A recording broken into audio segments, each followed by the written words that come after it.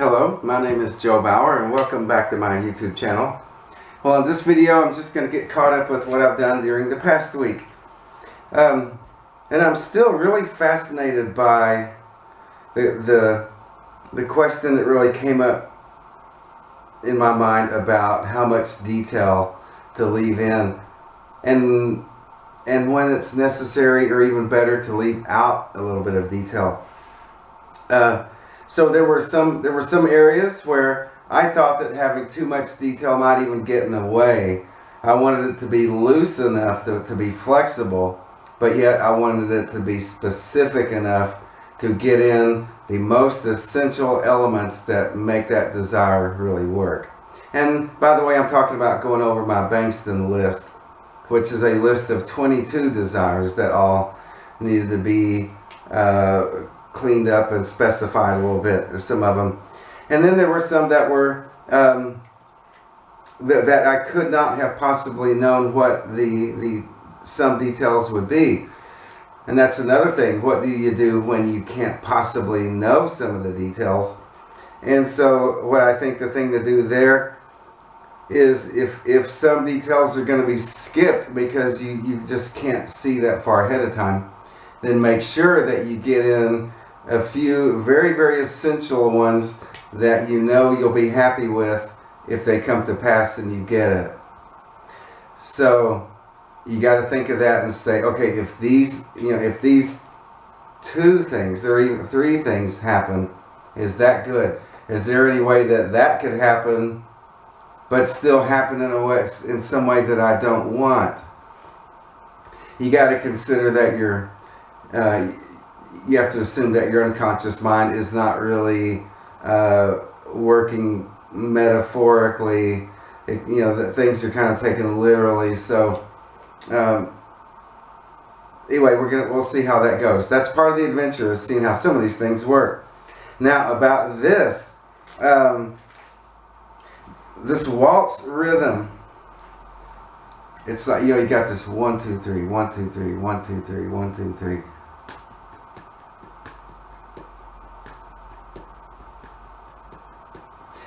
And it has that swing back and forth, swinging back and forth.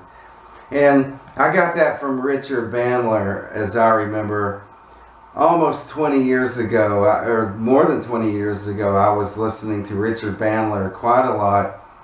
And there was something that I had, some tape or whatever it was, where he was talking about using a waltz rhythm as a way to go into a trance. Because of that, that 1 2 3 1 2 3, the way it just works with your mind. And Richard Bandler, if you don't know, he's one of the founders of NLP, and he's also a great hypnotist. So maybe that's why it appealed to him, because you have that pendulum swinging back and forth, like the old hypnotist used to do. I don't know if anybody still does that,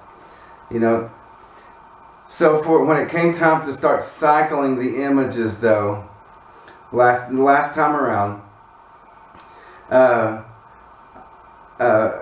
thought of this. I don't know why I even thought of doing this, getting out an old idea like this, and I started working with that. And I thought, I'm going to take, from the still image, I'm going to take a single word that represents the desires, everything on the list. And then I'm just going to speak that word as I go around, as I cycle through the list. So it would be, just to make up an example here, it would be like this. It would be, I'll just think of things around the room, but it would be like, table, window, chair, laptop, door, bed, camera, lamp, clock, kind of like that. Those aren't the same ones that I have on my list, but that's how it works. And then also last time I only got up to about one frame per second, a little bit faster than 1 frame per second. Now at the time I was trying to really hang on to as much detail as I possibly could as I went through each image. it'd be like watching a slideshow. Okay, you're just going tick, tick, looking at each one as you speed up more and more. And I really wanted to hang on to the visual image as much as possible. And I noticed that the faster you go, the more you have to let go of detail. You know, if you pick up something and just stare at it, like if you pick up that cup, you know, and you stare at this a while, you can notice more and more and more detail, you know. But if you just like glance at that and then look at something else, you know, you only have just that little bit of time to go through that detail. So it's the same when you bring these up in your mind. You only have a little bit of time to think of it before you go on to the next one. And so I was really trying to make it only visual. But one of the things I noticed in one of those interviews is that it's okay to use your other senses. And I thought, well, I was already doing that and I just didn't really think about it. So when I'm going through these things and naming the different items, I'm seeing it, but I'm also using an audio sense because I'm speaking the word. And it's also physical because, you know, the speaking part is physical. And I've gotten to where I even look for a little bit of the emotional surge of that particular item, what it means emotionally. So now when I go through each one, after a while, I'm starting to notice that little bit of emotional, you know, the surge that comes with each one. So now I'm letting go of the detail more as each image becomes more abstract as I speed up. However, I'm also considering that I have the audio and the kinesthetic tactile, but kinesthetic emotional a little bit too. Okay, so I have 3 of the 5 senses in there. Okay, so it's not just visual when I look at the image, but I'm also kind of hearing the word that represents it, and I'm speaking it, which is physical and a little bit emotional too. Okay, so we'll see how that works with this waltz rhythm. You might try that. Also, another thing it really helps with here is that this image cycling is tedious. I mean, it is just the most painfully tedious crap you'll ever do. And so it really helps a lot to keep me in a patient frame of mind while I'm doing it. And by the way, last time I stopped it, I was going 3 cycles all the way around, and I got down to about 1 minute and 3 seconds.